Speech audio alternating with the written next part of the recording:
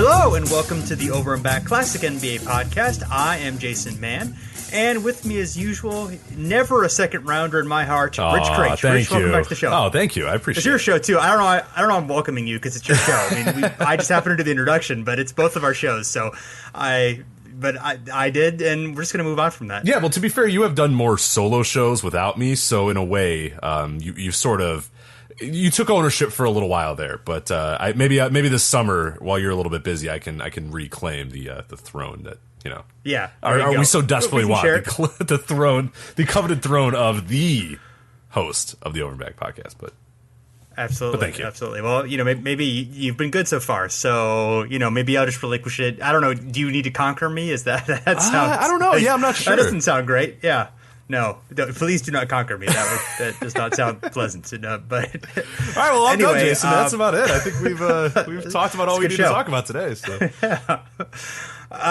So yeah, we are talking about the best non-first round picks in NBA history, really the last 40 years, because if you think about the NBA draft, that's really where the size of the draft is large enough and the league is aligned, the rules are aligned in a way where it's a relatively... You can kind of compare, what's going on in the NBA draft now with 30 teams to 77 with 22 teams. There wasn't the ABA, which was obviously taking talent and forcing things a little bit to be weird in the draft. And there's not the territorial rules that existed until the mid-60s. So that's the most fair point of comparison. Although we're going to mention a few that were notable as well, even before that time frame, before we really dig into what we researched. Yeah, but you really have to kind of, for the purposes of what we're doing here, yeah, it seems disingenuous to count like Willis Reed as like a non-first round. I mean, yes, technically he was in the second round, but he was like, the 8th overall pick in the draft because you have the territorial picks, which didn't necessarily count as like picks, and then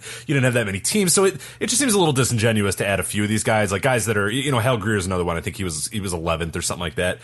That's not like a diamond in the rough kind of guy. We're kind of looking more towards the guys that, in anticipation of this year's draft, guys that, in the second round, you might find some value there. Some guys that you might find 30 picks in, 40 picks in some cases 60 picks in, even where it seems just a little weird to pick like a guy that was like 11th and talk about him as like this diamond in the rough or, a non-first rounder. Yes, he is literally a non-first rounder and technically he is, but in a sense, it just didn't feel right. So we threw it out there. It's a little different. Yeah, it's different from being picked 35th overall that even considering, obviously the way the basketball world has expanded with a bigger talent pool and with obviously scouting and video and all that stuff way advanced from what it was, 45, 50 years ago. It's still, I think that limiting it to that time frame is probably the best course of action. But with that said, a few notable ones before 77. Bobby Dandridge with the 45th overall pick in 1969, helping spark that Bucks dynasty along with Kareem Abdul-Jabbar more famously in that draft. Tiny Archibald, the 19th pick in 1970. I think he was the first pick of the second round.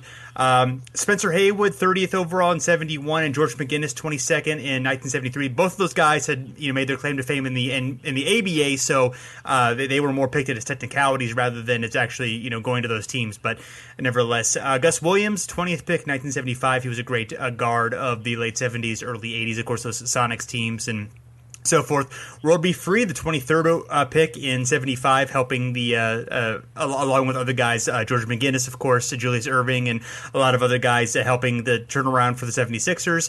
Dennis Johnson, 29th overall in 76. It's kind of a strong one. He really came on pretty early, along with Gus Williams, was that great Sonics backcourt, and of course later with the Suns and the more famously with the Celtics. And Alex English, 23rd overall pick in 1976, kind of bounced around a little bit with the Pacers and the Bucks before ending up on the Nuggets and having a Hall of Fame career. Yeah, so some good names in there. I mean, some Hall of Famers, some of the better scorers in NBA history. In the case of Alex English, so a lot of really good ones there. But yeah, so you still could get value even late in the picks, and that's what I do love about the older NBA drafts is that they went so many rounds, and like half those dudes would come to training camp and get cut immediately or whatever. But you sometimes get a diamond in the rough. Bob Dandridge was I think 4th round at that point, where 45, and that's significant to go 4 rounds deep before you get to Bob Dandridge, who was an awesome player and a big part of what made Milwaukee go in the early 70s. So real cool stuff there. Yeah, just kind of see some guys that popped up. Absolutely. Yeah.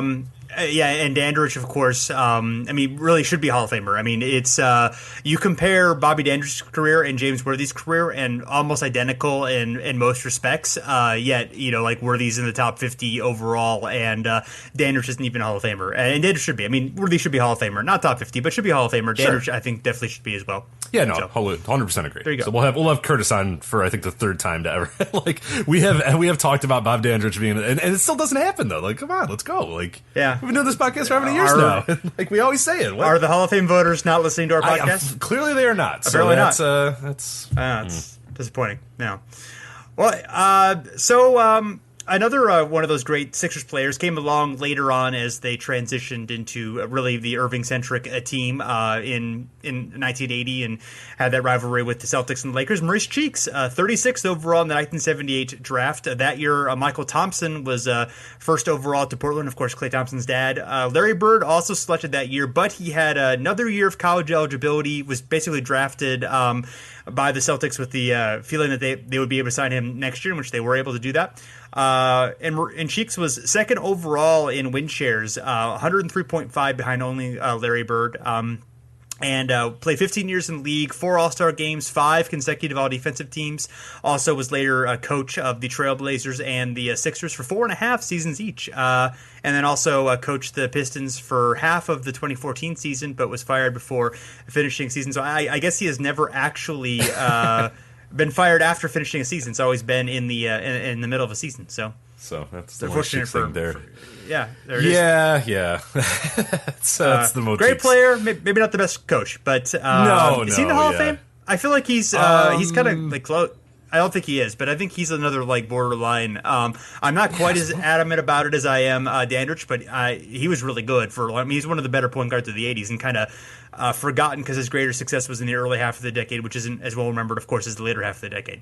He is not in the Hall of Fame, so that I thought that was there true. You go. But I just wanted to make sure because it's hard to tell sometimes with the Basketball Hall of Fame, but no, Cheeks not it's very in random. the Basketball Hall of Fame. Yeah, so that's Yeah. interesting there. And as far as the win shares, for people that don't know, that's the win shares rank in their draft class. We're going to do that for every single guy here, just to kind of give you an idea of where they fell. And in this case, Cheeks was second overall, right behind Larry Bird, which is impressive because it's not a bad draft either. If you look at that '78 draft, there's quite a few good talents in there. But yeah, for Mo Cheeks to be as high as he is impressive. So move on to the 80s now with Danny Ainge, Jason's favorite player of all time. Danny Ainge, 31st overall in the 1981 draft. Mark Aguirre went number 1 to Dallas. He had just finished his junior year in college and became the second underclassman ever to be drafted first overall after Magic Johnson, of course, 1979 was the first to do it. And this draft also marked the first time in NBA history that the first 3 selections were college underclassmen. So we're seeing a little bit of a change in the guard, and you'll be interested to see that, as we progress, it gets lower and lower and lower until we get, all freshmen, then we get it, so there's different stuff coming on here, but this is kind of fun how, by 1981, it was already the underclassmen were kind of, in a way, taking over. Win shares rank for Mark Aguirre in his draft class. He finished 6th all-time at 71.5. He's after Buck Williams. Buck Williams, the top win shares guy of his draft class. And there's some good guys in this draft class, so kudos to Buck there. Larry Nance is behind Buck. Isaiah Thomas, 3rd. Tom Chambers, and Rolando Blackman. So what do you think about Buck Williams as the top win shares guy of his draft class?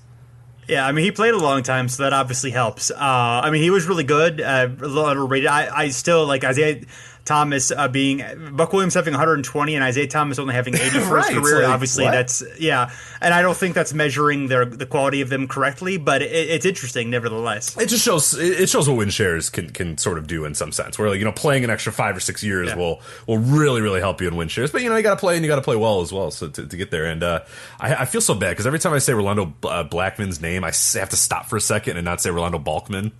Which is because one of them is great and the other one is Rolando Balkman. So it's right. I have that hang up. I cannot do it. I was so nervous saying his name that I was going to say Rolando Balkman. And that's, but let's go back to Danny Ainge though real quick.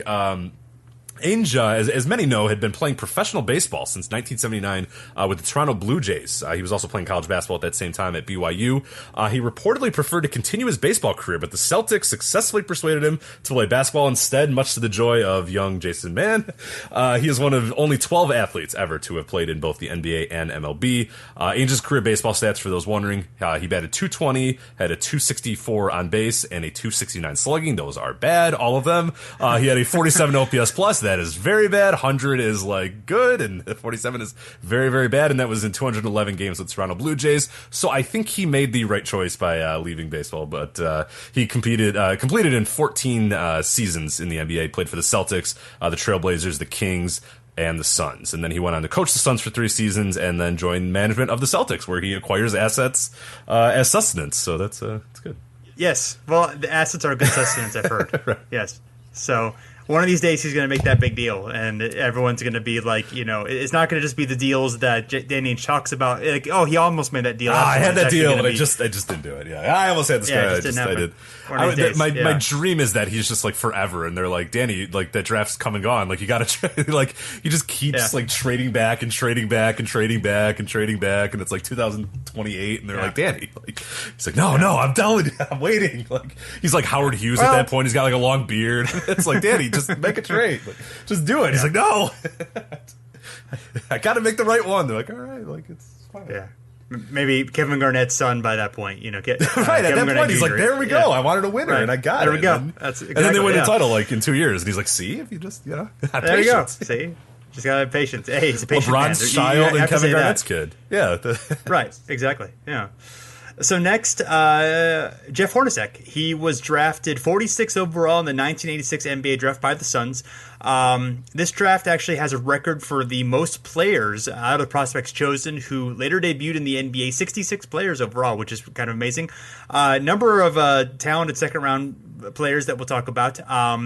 And also 2 exceptional international players, Drazen Petrovic, who was selected in the 3rd round and, of course, passed away in 1993 in an automobile accident after he'd been an All-Star. And then Arvydas Sabonis. He didn't actually join the NBA until 1995 with the Trailblazers. There was issues with not being able to join because he was playing in the Soviet Union and he was not allowed to go over there. I know there's a pretty good podcast from the Trailblazers that kind of explored some of the details behind that. But of course, at 95, he was still an effective player, but he had lost a lot of his youth and vigor and mobility because of a lot of knee and Achilles tendon injuries. So, and then of course, this is the draft also most infamous for Len Bias going number 2 overall and then dying tragically hours later of a drug overdose after the draft. So actually a lot of talent in this draft, but unfortunately we're most known for the tragedy that was included. Yeah, I mean, arguably one of the people that a lot of people say would have been the most talented of everybody. We never, unfortunately, got to see him play in the NBA, so definitely sucks there. But that's and they did. I think they did a really good job. I don't know if you watched the Magic or the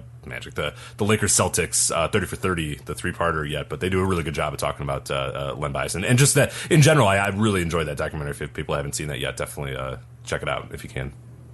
Yeah, I have actually had a chance, so I'm sure at some point I was will fist check it out. bumping because they not only they talk about they address Boston racism at a point, and the thing that I was most fist bumping though is they went over Magic Johnson demanding the trade, and I was like, thank you. Nobody ever talks about this. Like we were the trendsetters there. We're like, hey, not necessarily. I'm just kind of joking there, but we always said when everybody talks about the Showtime Lakers and Magic, and they don't talk about the fact that the dude's like, hey, trade me or fire my coach because I don't like this guy. Like it's kind of funny, and they address that he got booed and wasn't people weren't into him. They have interviews with fans who are like, I don't know, this Magic Johnson guy, I don't know, he thinks he can come in and just kind of run the show, and like I think we should trade him. So it's just kind of funny to see that because usually the narrative is Magic comes, the NBA is saved and everything's great, yay, like when it wasn't. So yeah, not quite. For Hornacek, despite all the great players in the draft, he actually is number 1 overall in win shares in that class, 108.9.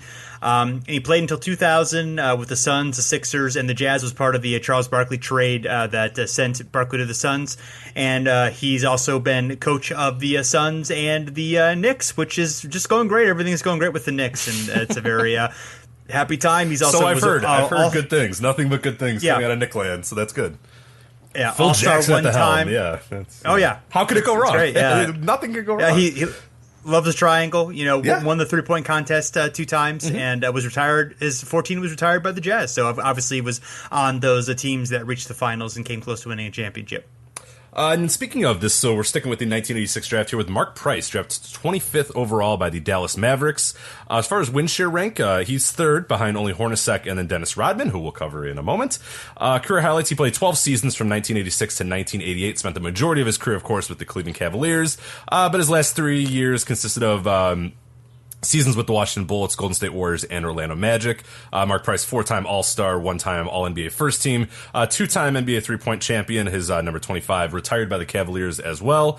And then in retirement, people might not know this, but Marc Price got into the coaching ranks and spent a lot of time as an assistant. He was with Denver, Atlanta, Golden State, Orlando, Charlotte, the Bobcats/Hornets. And right now, I believe, I'm almost positive he still is, too, the head coach of the Charlotte University 49ers. So he's head coach in the university ranks, and I'm not sure if he's still trying to get into the NBA ranks or whatnot, but yeah, kind of funny that, pretty much immediately upon retiring, he gets in the coaching ranks and bounces around for a lot of teams for a lot of years as well. So, yeah. I wonder how Charlotte University became the 49ers, since obviously the 49ers are best known for right, yeah, they the don't, gold rush. I don't think anybody was rushing to Charlotte for their gold, but I don't know. Yeah, it's a very good question that I do not know the answer of, but yeah, vigorously typing it's right a now. mystery. Yeah, there must be some other 49er, that's going on. There must be some reference to something else in 49. I've seen other logos like a pickaxe. Like, what the hell? So what the hell is this? What are we doing here, guys? Is this a Charlotte? Is this not in Charlotte? The where we expect it to be? Is this a no? It Charlotte? Says Charlotte. It says North Carolina. I mean, that's all right. Yeah, I mean that would make sense. No one's going to address why they're called the 49ers. Great, thanks, guys. Yeah, perfect. All right. Thanks, Wikipedia. Fair enough. Okay, well, why is Charlotte University the 49ers? Go on. While I. All right, I will go on. Fair enough.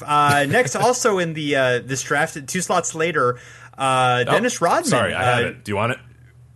Sure, let's hit it. Yeah. Okay.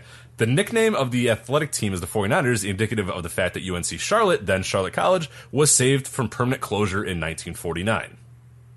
Ah, okay. So there we go. That's kind of nifty. So but there's definitely an century, axe.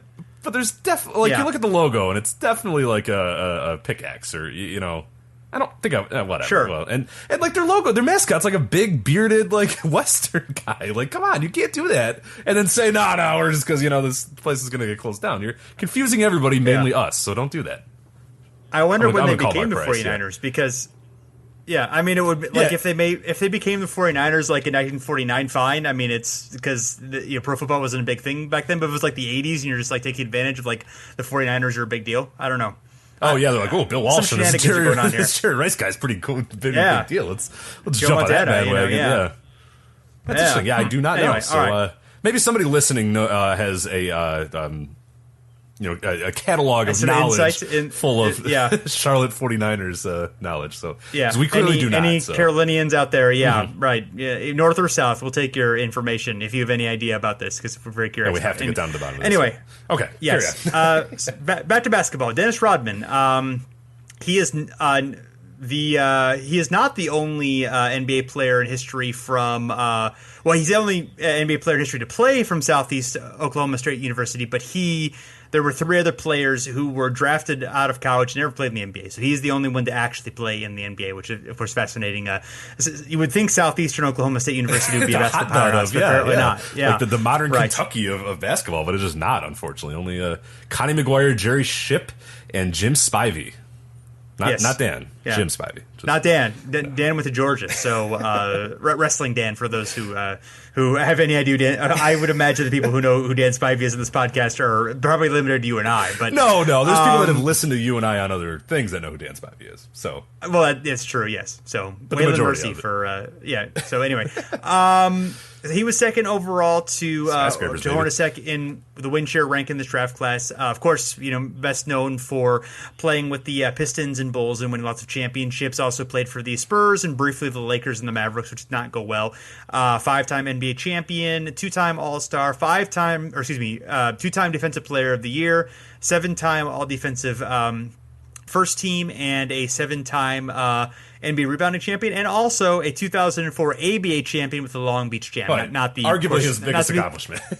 Yeah, sure. Well, arguably. I mean, he was like in his 40s by then, so it's pretty impressive. Yeah, he wasn't really old when he was drafted. He was like 26 or so. Right, yeah. And he's current North Korea diplomat as well, so maybe his strongest accomplishment ever is being an international diplomat to our lovely president. So that's maybe he'll win the ABA championship for the North Korean team. That's true. Yeah, he could probably do that. I feel like Rodman could still probably get down the court. All right, he looks like he's in okay shape. I mean, considering what he puts in his body on it. But he did that when he was in the NBA anyway. So it's like, hey. Yeah, I'm guessing that there are not necessarily a whole lot of professional level players in North Korea that are going to compete with even a 50-plus-year-old Dennis Rodman. I was just reaffirming that 1986 was a big year for quite an impressive year for these second-round draft picks. Yeah, actually, the draft itself is, we mentioned at the top, like, tons of really good talent in there as well. I mean, you look at the guys that are on here. So you have Brad Daugherty, of course, who went number one. You got Ron Harper. Like, not a lot of, like, superstars, but a lot of, like, just bench guys that just would remain on benches almost through the entire 80s and 90s. You got, Johnny Newman, Nate McMillan, Sabonis, John Sally, Del Curry, Chuck Person, Scott Skiles, Kevin Duckworth, Johnny Dawkins, Ron Tarpley, Kenny Walker. Like, so a lot of guys there that just kind of hung around forever. I mean, you can go almost like 20 deep or so with guys that, were decent enough players in the league, which is unique in an NBA draft. Go through. I mean, they don't really do that. I mean, you get like, a handful of 10, 15 guys that are really like consistent rotation dudes or whatever. But yeah, this is a draft that was particularly deep. Yeah, absolutely. All right, so we'll move to the 1990s now, and one of Dennis Rodman's former teammates, Toni Kukoc, drafted 29th overall in the 1990 draft by the Chicago Bulls. This draft, Derek Coleman went number one to the New Jersey Nets, so a little bit of background. Also, unfortunately, another tragedy, Loyola Marymount's Hank Gathers, who was highly regarded and had the potential to go really high in the draft. He died of a heart condition in March of 1999 during a game. And I put this up on Twitter a little bit earlier, and I'm curious on your thoughts. This might be the all-time great old man draft, 1990. So here are the guys that I picked out, a few of the names that really helped me do this. And I hope anybody else can go through and figure out their favorite old man draft ever. But this one, you have Dennis Scott, Eldon Campbell, Antonio Davis, Kendall Gill, Terry Mills, Bimbo Coles, and Tony Massenberg. That is very good. I mean, Eldon Campbell was 21 and played like he was like 37. You know what I mean? Like, same with Antonio Davis. Like, Antonio Davis was like a little more athletic when he was younger, but like not that much more. And like Kendall Gill kind of the same way too. Like, those dudes all played like they were 36, like the second they got into the league.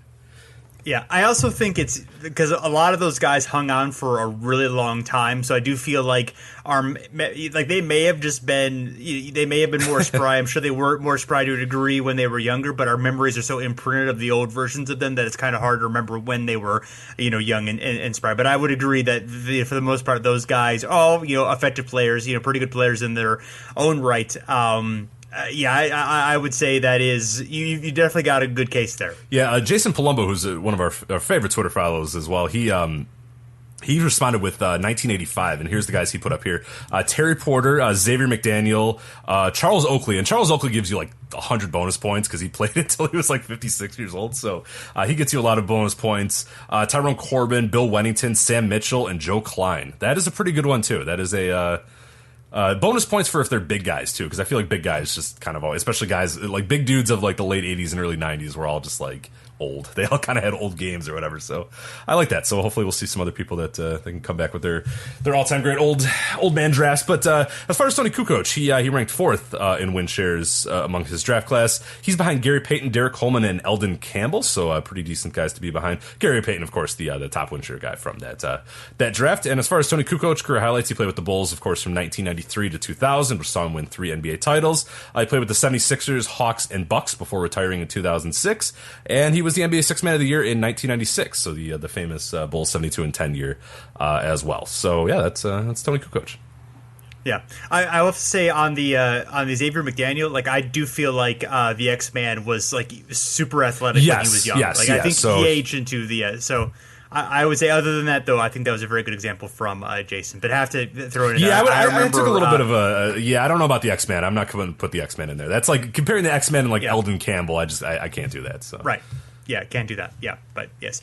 So Steven Jackson, the 1997 was drafted 42nd overall by the Phoenix Suns. He was the third Jackson drafted in that draft after Bobby Jackson and Marc Jackson. So not the announcer Marc Jackson, but the MARC Jackson, the big who I don't really remember. But tall and bald is all I remember about that Marc Jackson. Okay, tall, bald, and bad is the things I remember about that. Tall, Marc bald, Jackson with a C. So, yeah. So this is, of course, the Tim Duncan draft. Boston tried its best to get to the number one draft pick, but the Spurs were lucky to get the number one draft pick in a year they happened to be bad because of injuries and other things. The Celtics got Chauncey Billups and Ron Mercer instead, but traded both of them within the next 2 years. Of course, Billups would go on to have a Hall of Fame career. The Celtics not well managed during that time, coincidentally. The Wizards forfeited their first round pick in connection with the signing of Juwan Howard. So was there an issue with was that like a penalty for a contract thing, or was that I forgot what the Juwan Howard thing was. I didn't dig deep into that. I know I've read it before, and I do remember some of the details. Okay. Yeah, it was something with, I guess, the way that they did the money, because I think they gave him like a massive deal, and I think they found some way that they were kind of like messing with the money. I forgot exactly what it was. Maybe later on we can kind of clarify that. I'm sure someone. Oh, okay. Fair enough. It was something like that. I know it was money related or something like that. But yeah, it was definitely an issue. Yeah, I recall something along those lines as well. But anyway, he was 8th in win shares overall in this draft, at 36.1 after Tim Duncan, Chauncey Billups, Tracy McGrady, Antonio Daniels, Derek Anderson, Keith Van Horn, and Tony Battie. Interesting, he's behind Tony Battie all time and things. I would think he would be obviously behind Duncan, Billups, and McGrady, but I consider him reasonably, a good bit better than the rest of those players. Okay, so I looked it up real quick about the Juwan Howard thing. It's actually interesting. So it wasn't really much of what the Bullets did. It's kind of unique here. So the Bullets offered Howard an $89 million contract, but the Miami Heat outbid them with a 7-year deal estimated to be worth between 98 and 101. This is from Wikipedia, grabbed from a normal source, so I'm just reading it from Wikipedia. However, according to the NBA League office, the Heat miscalculated their available salary cap after, because they excluded performance bonuses for Tim Hardaway and PJ Brown and failed to account for the impact of renegotiating Alonzo Mourning's contract before coming to terms. So the league rejected the contract because he would put him over the cap. Howard then re-signed with the Bullets. He became the first player in NBA history to sign a contract over $1 million or whatever. The league ruled that on August 5th that the Bullets could re-sign Howard after renouncing his rights on July 15th to free up cap space to sign Tracy Murray and Lorenzo Williams if they forfeited their first-round pick. So essentially, they renounced the rights because they thought he was going to Miami. Miami said, oops, we are bad at math. And then the Wizards wanted him back, but they were weirdly with the cap. So it was a way to maneuver the cap to let him go back to the Wizards because they were under the assumption the Heat were going to take him. So, yeah. Stupid Heat. Thank you for explaining it. Yeah, was Pat Riley involved in that, or was that before? I don't know. Pat I'm going to Riley? go with Let's just blame Pat Riley. Anyway, I feel like well, why not? We said nice things about Danny Ainge. We might as well target Pat Riley. If anybody would be scuzzy enough and then like plead ignorance about like not knowing their available cap room, I feel like it's Pat Riley. So that's I feel like we can safely assume that Pat probably knew what he was doing, and yeah, but I don't know. I'm not. I shouldn't besmirch the honorable Pat Riley. I apologize. So. Oh, you should definitely be searched for Pat Riley. Yeah, it's definitely something we should do. Stephen Jackson played 14 years. The Nets, the Pacers, the Warriors, the Bucks, the Spurs, and the Clippers. Not with the Suns, who drafted him, and then won the championship with the Spurs in 2003. Not listed on here, but Jackson also played for the Hawks as well. So, who could forget?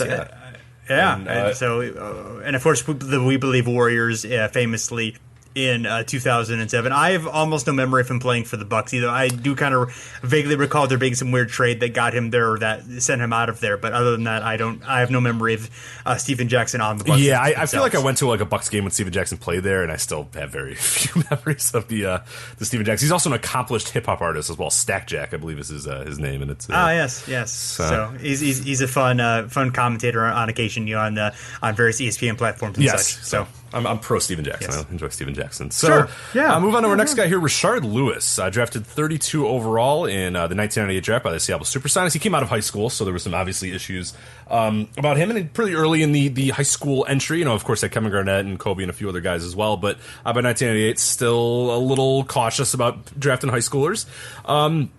Interesting, though, this 1998 draft really helped turn around three different franchises, Dallas, Sacramento, and Toronto. Dallas, of course, in this draft, they drafted Robert Traylor, sent him to Milwaukee for Dirk and Pat Garrity, and then traded Pat Garrity for Steve Nash. So in one fell swoop, they got Dirk and Steve Nash, which I think helped them out quite a bit over the next decade or so. Yeah. Toronto then drafted Antawn Jamison, but then sent him to Golden State for Vince Carter. So that was a nice little trade that kind of helped out both little franchises. But, of course, Vince Carter's impact in Toronto, obviously much bigger than Antawn Jamison's in Golden State. And then Sacramento drafted Jason Williams, and they paired him with Chris Webber, and almost immediately that team started competing pretty well in the playoffs as well. So three franchises there that had been downtrodden for quite a while that then turned it around almost immediately with this draft. As far as this 1980 draft, 5 players from this draft class have played in the NBA All-Star game at least once in their careers. You have Dirk, of course, Vince Carter, Antawn Jamison, Paul Pierce, and Rashard Lewis. And then all of them, interestingly enough, have reached 20,000 career points, except for Rashard Lewis, who I forgot where he's at, but he can't be too far off, though, because Rashard played quite a few years. I'll get to that here in a little bit. Win share rank, he's 4th in this draft class at 90.9. He's after Dirk, Paul Pierce, and Vince Carter. He is, much to your delight, though, higher than Mike Bibby, who's 6th. So there you go. Your second, after Danny Ainge, your second favorite player is Mike Bibby of all time. So that's he definitely is. So I was trying to find Rashard Lewis's career points, but you were too quick. So wait, here we go. Let's see. This is fun. Me looking up something on Basketball Reference while we I've looked about at 2 things on Wikipedia while this show's going on as well. So it's perfectly okay. All right. Well, let's see. We've gotten to this point. Might as well get to the number of. Get to the number of points, which only a little bit over 15,000. Oh, so he's not close. Okay, never mind. Sorry, Rashard. So, You're probably not going to do it there, buddy. But yeah. Well, I think he's retired. I'm pretty sure. You can come back anytime anybody wants to. He could come back. Yeah, he last played in 2014, but he could come back. And I think didn't he play in like 5? Like he didn't play much that year either, right? No, very little. So you never know. Hey. You never know who's calling him, but I don't know if somebody might, Yeah. Maybe he played in Korea with Dennis Rodman. Yeah, and then, he it could happen. Figure something out. Anyway, played in his 17-year career, played for Seattle, Orlando, Washington, and Miami. He won a championship, as Jason mentioned, with Miami in 2013.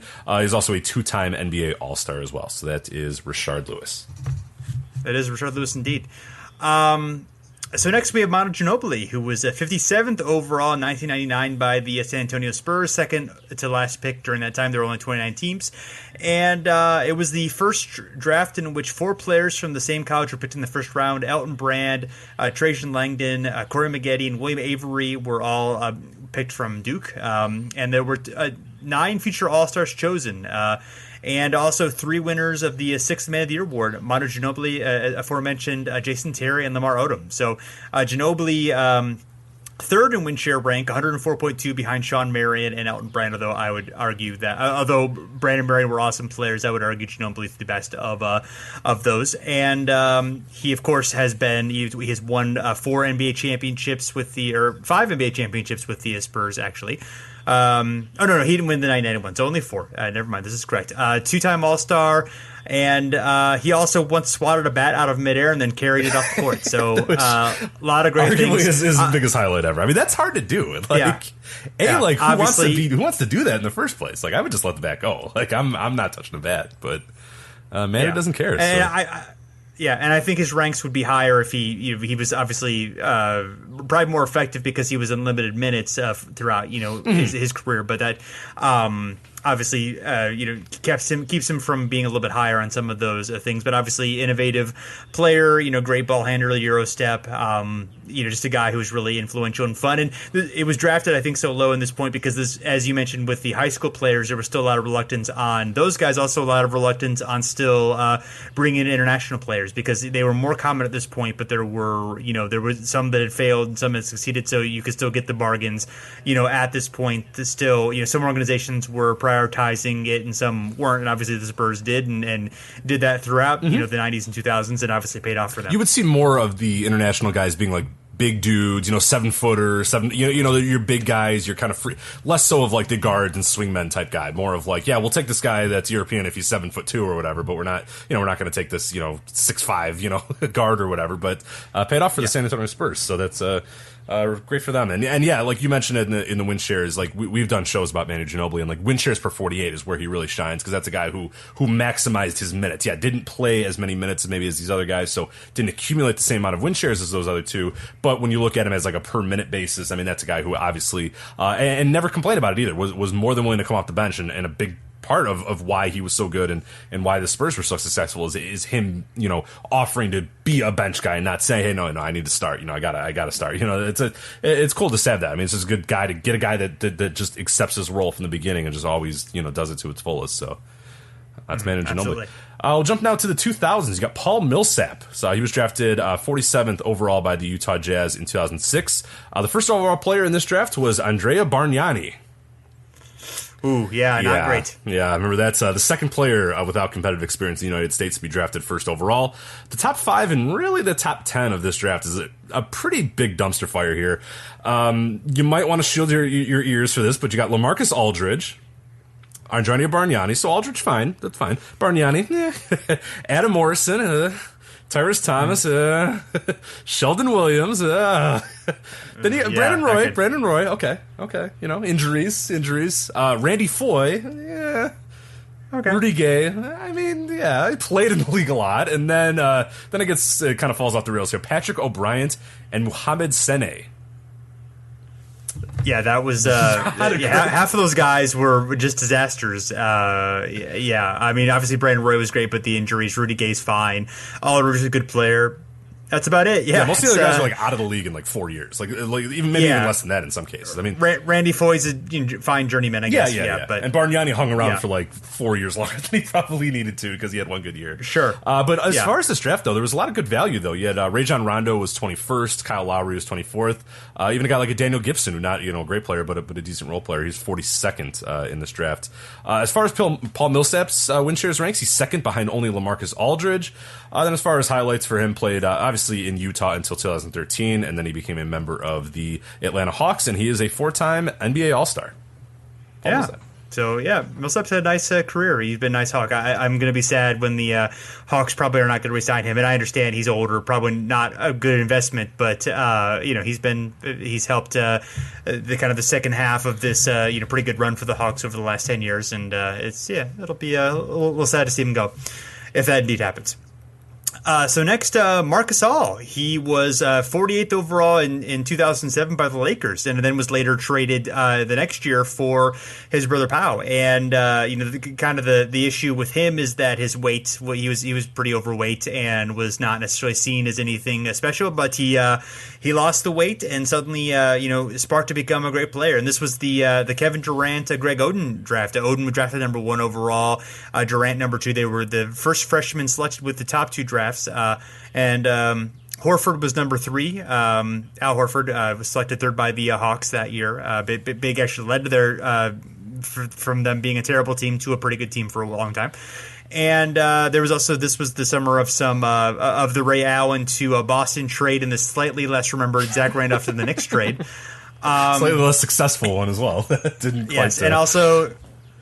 Not so great. And of course, Zach Randolph would later be Marc Gasol's running mate in Memphis. So eventually, they both ended up in the same place. This draft also was the first time 3 players were in the top 10 from the same school, University of Florida. Florida was Horford, Brewer, and Joakim Noah. So. His win share rank is 3rd behind Kevin Durant and Horford. He's a 3-time All-Star, was Defensive Player of the Year in 2013 and All-NBA First Team in 2015. They kind of probably had to throw a center on there, so maybe slightly higher than you would put, although he was really good that year. So absolutely. Totally fine. Yeah. I'll move on now to Goran Dragic, 45th overall in the 2008 draft by the San Antonio Spurs. We'll get to that in a little bit because it was a lot of maneuvering to get him both to the Spurs and then away from the Spurs. But this was the draft 2008. Chicago Bulls had a 1.7% probability of obtaining the first selection. They got it, though, and they drafted, of course, Derrick Rose. This is the second largest upset in NBA draft lottery history behind the Orlando Magic, who won it in 1993 with a 1.5% chance, and they made a very good pick on that night as well. And the 2008 draft, was the first time in draft history that the first 3 picks were all freshmen, with Derrick Rose, Michael Beasley, and O.J. Mayo going 1, 2, and 3. Win shares rank for Goran Dragic, and we'll get back to him in a sec. 8th with a 44.1. He's behind Russell Westbrook, Kevin Love, DeAndre Jordan, George Hill, Serge Ibaka, Brook Lopez, and Nicholas Batum. So that was a really, really good draft. When you look at that, where a guy like a Goran Dragic, who's a very good player and is carving out a nice little career, is 8th behind those guys, and all guys that I would say are arguably, real good pieces as well, particularly, Westbrook, Love, and even to, maybe even lesser extent, DeAndre Jordan, who are guys that are, pillars of their teams, and in Westbrook's case, one of the top 5 players in the league right now as well.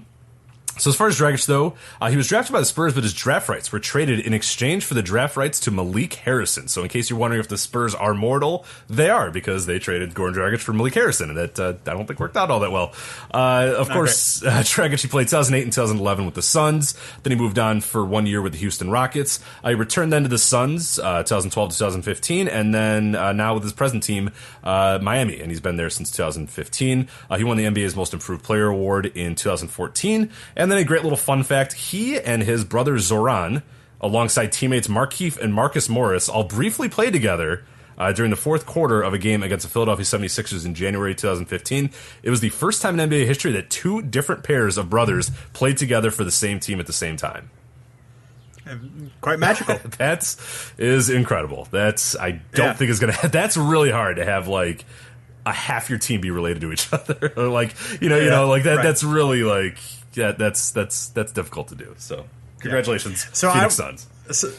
So, is it surprising to you that the first 3 picks in that draft, Derrick Rose, Michael Beasley, and O.J. Mayo, that Beasley is probably viewed as the most responsible of those 3 at this point? Yeah, we were having a discussion about that. Like on my, obviously, I'm a Bulls fan. I live in Chicago, or whatever. And there's a thread at this old forum I was at where people were talking about the Rose versus Beasley and It's like, and just reading that now in retrospect after like what's happened, because we're all like, obviously, we're all saying, oh, you got to take Rose. There was like one guy that was like, I don't know, Beasley seems cool, and we're like, get the hell out of here. Beasley sucks or whatever. Yeah, I mean, Beasley seemed like he was going to be like, I mean, his like stats in college were like, looked like amazing. It looked like he was averaging like 30 a game, like, and he just score at will. Yeah. And it was just like, that's tough to take a guard over him. It seems tough or whatever. But Rose was obviously the pick to make there, and obviously, and still is. But it's just kind of funny in retrospect to look back at that, because then people are like making jokes about Beasley and he's going to get arrested and he smokes too much weed and all this sort of stuff. And yes, he Michael Beasley I think does still enjoy. He's had his things, but yes, but compared to what Derrick Rose has been accused of, and O.J. Mayo was like thrown out of the league for weed, so it's like, you know what I mean? Yeah. Bees, I think it's more serious drugs than weed, but but Bees is just kind of hanging there, like and could probably arguably, like, when it's all said and done, might actually accumulate more win shares and have maybe a better overall career than like Derrick Rose, like in the weirdest way possible, like just by hanging around for a few more years, he might actually do it, but maybe Rose will hang around too. We'll see. Yeah, maybe. So, DeAndre Jordan next, 35th overall in 2008 by the Clippers. Surprising, a guy with his size was drafted that late, but obviously diamond in the rough. He's third in win shares in his class behind Westbrook and Love. His first name is actually Highland. DeAndre is officially his middle name. He will his next year will be 9th overall with the Clippers. So he has to be near the top, if not at the top, in terms of minutes or games played for the Clippers, because Blake and Chris Paul, of course, joined after he did. So 2011, he actually signed an offer sheet with the Warriors, but they did not. The Clippers matched. It would be odd to think of what the NBA would be like if they didn't match, because if the Warriors got DeAndre Jordan, probably everything that's happened to them would not have happened, and the Clippers would not have been. I mean, the Clippers would have just done something different, but probably that's definitely a pretty big change. Only actually one time NBA All-Star, which surprised me. I thought he would have had a couple. There's some pretty good centers out west, of course. First time, 2016 All-NBA first team, that was definitely a situation where there were not really any other good centers, and you have to have a center on the first team, which I think you should not.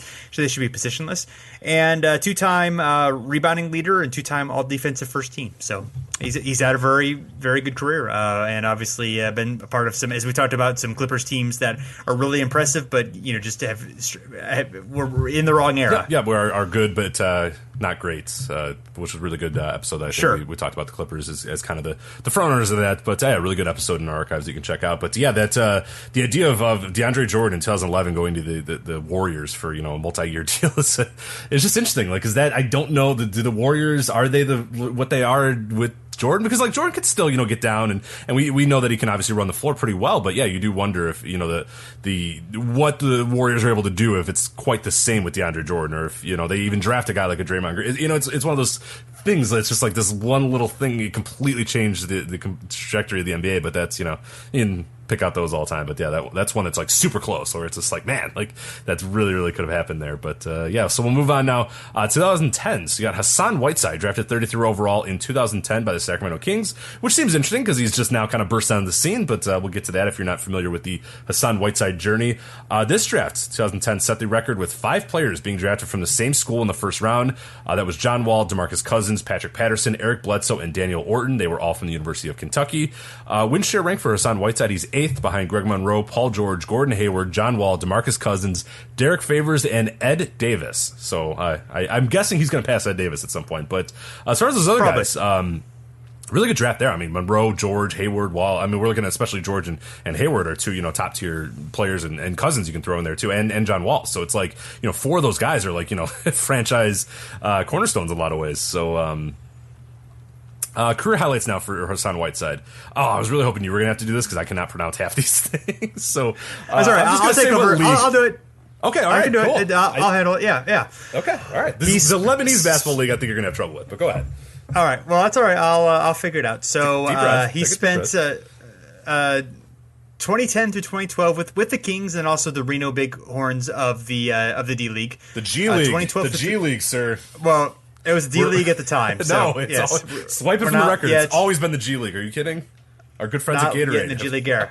Yeah, well, the NBA would have you believe that with the BAA. But anyway, 2012, 2013 with the Sioux Falls Skyforce, then the Rio Grande Valley Vipers in 2013, then the Amjad Club in Lebanon, then the Sichuan Blue Whales of China's NBL. This is all still 2013. Then the Al Mudahed Tripoli of the Lebanese Basketball League. Apologize if I mispronounced that. Then back to China, still in 2013 with the Jiangsu Tongji. And then 2014 with the Grizzlies, the Rio Grande Valley Vipers, the Iowa Energy, back to the Grizzlies, and then back to Iowa.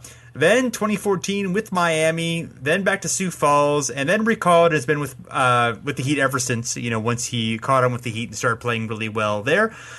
He was the NBA's rebounding leader in 2017 and the blocks leader in 2016. So maybe a guy who might be a little bit empty numbers, but still, given the journey that he went through, it's impressive that he's had as much success as he had in the league. Yeah, that he didn't give up during, especially that like 2013 where he's playing for like 5 different teams and 4 different countries or whatever. Just to stick through that is super impressive. So yeah, right.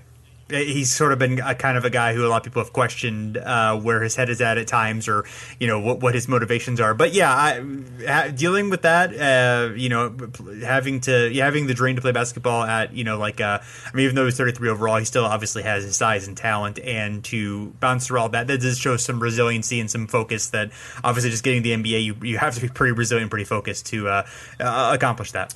All right, since you did that, I'll take over for Isaiah Thomas here. That was bravo, by the way. You did a fantastic job with those team names. You. So I was very worried about it all day. So I'm glad you did that. Isaiah Thomas, the current Boston Celtics Isaiah Thomas, not the Detroit Pistons, but Isaiah Thomas, drafted 60th, which if you're doing the counting right, yes, that is last overall in 2011 by Sacramento. How he got there was pretty interesting as well. It was a trade via the Bulls and the Bucks. On July 21st, 2010, the Sacramento Kings acquired Darnell Jackson and a 2011 second-round pick from the Milwaukee Bucks in exchange for John Brockman. I don't remember anything about John Brockman or Darnell Jackson, so that's fantastic. And then on February 18, 2010, so prior to that trade, the Bucks acquired John Salmons and the option to swap 2010 first-round picks, 2011 and 2012 second round draft picks from the Bulls in exchange for Hakeem Warwick and Joe Alexander. So a lot of bad got traded and eventually ended up with Isaiah Thomas. So interesting there, but unfortunately the Sacramento didn't really do much with that value that they had. But As far as this draft of 2011, Clippers had the number 1 overall pick thanks to the Baron Davis trade with the Clippers, and that gave them Kyrie Irving, which I think worked out pretty well for them. And then 4 of the first picks, including 3 of the top 4 picks, Kyrie Irving, Derek Williams, Tristan Thompson, and Iman Shumpert would all eventually become teammates on the Cleveland Cavaliers. So there you go. This last season was all the 2011 draft, brought to you by LeBron in the 2011 draft. So other value picks, though, in this draft, a lot of good ones here. You got Klay Thompson at number 11. I mean, that's I don't know if that's an extreme value, but still, not bad for a guy of Klay Thompson's level. Gets better, though. You got Kawhi Leonard at 15, Jimmy Butler at 30, and Chandler Parsons at 38. So those are 4 guys that I think are pretty decent values as well. As far as Isaiah Thomas's win shares, he's 3rd behind Kawhi Leonard and Jimmy Butler right now. Thomas is a 2-time NBA All-Star and All-NBA second team as well. So pretty good. And last but not least, Draymond Green, drafted in 2012, 35th overall by the Golden State Warriors. That was a pretty big draft for them. And he was 1 pick behind Jay Crowder, who was also, of course, very good. Chris Middleton was only 4 picks later, so a lot of good second-rounders in this draft. This was the first time the first 2 players selected were from the same school, Anthony Davis and Michael Gilchrist, who were teammates in Kentucky, and also had 6 players from Kentucky selected in the first 2 rounds of the draft, and the first draft to have the first 3 selections be college freshmen from the same conference, the SEC. So that's really pulling these fun facts out of these drafts. To be fair, Wikipedia has a lot of these, so I can't take credit for too many of these. Like that one in particular, how the hell would I have ever known that? Yes. Somebody knew that, and I'm glad they did, so thank you, that person. Yeah.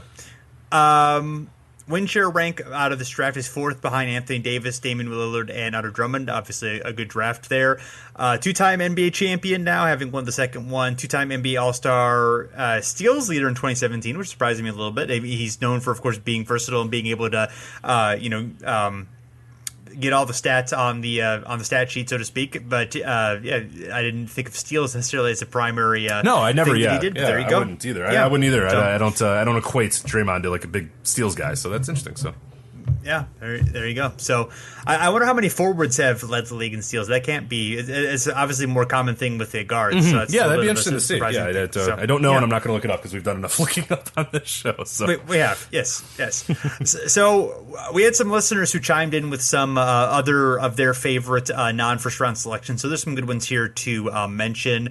Kyle Korver, he's on the list. Carlos Boozer, and as well as Nick Van Exel, who we forgot about. Ben Wallace, who was undrafted, who probably just didn't make our radar of list when we were thinking about this because, even though obviously he would be very near the top of the list of best non-first rounders, but I think he probably went with guys who actually were drafted as opposed to undrafted guys because it's fairly rare for there to be undrafted guys who were really on there. But those are the major ones. I don't see a whole lot of other players that were, the top players. Was Jokic a first rounder or was he a second rounder? I was trying to see because somebody mentioned him and I don't really remember how he. Yeah, let me. That one I'm going to look up. That one I was curious on. So.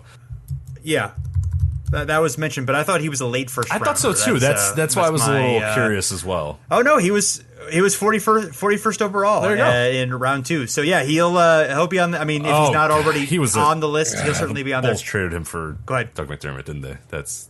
Oh yeah, that was one of the Bulls. Yeah, that's right. That's why I forgot because I wanted to forget. Okay, that makes more sense. So.